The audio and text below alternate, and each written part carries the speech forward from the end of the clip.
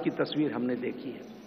उसी तरीके से अभी 60,000 नए गांवों को पक्की सड़कों से जोड़ने का काम हुआ है और ऑल वेदर रोड्स बनी हैं।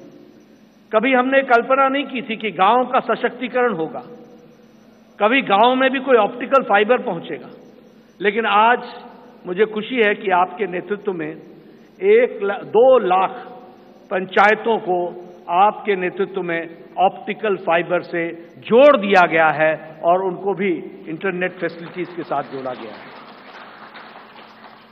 गरीब कल्याण की बात करें तो एक समय में यह असंभव सी बात लगती थी कि हम गरीब तक अन्न पहुंचा सकेंगे, लेकिन आपने त्रासदी में भी अवसर ढूंढ करके प्रधानमंत्री गरीब कल्याण अन्न योजना की स्कीम को आगे बढ़ाया। 80 करोड़ की जनता को या तो 5 किलो गेहूं या 5 किलो चावल या 1 किलो दाल ये देने की व्यवस्था की। आज उसके कारण हम ये कह सकते हैं कि लगभग 25 करोड़ लोग, भारत की आबादी आज गरीबी की रेखा से ऊपर उठ करके अबव पॉवर्टी लाइन में आ गई, बिलो पॉवर्टी लाइन से निकल गई। ये भी हमारे ध्यान में।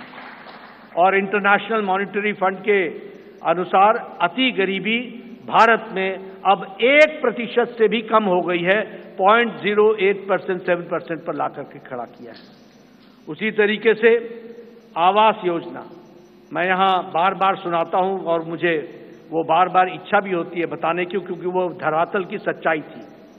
एक समय में हमारे यहां हमारा ब्लॉक डेवलपमेंट ऑफिसर आके बताता था कि एमएलए साहब आपके यहां एक पंचायत में 2 इंदिरा आवास योजना मिली है, 2। अब बताओ इसको किसको दें? और मेरे लिए प्रश्न उठता था कि ये किसको दें, क्योंकि एक अनार 100 बीमार, मैं किसके दूं?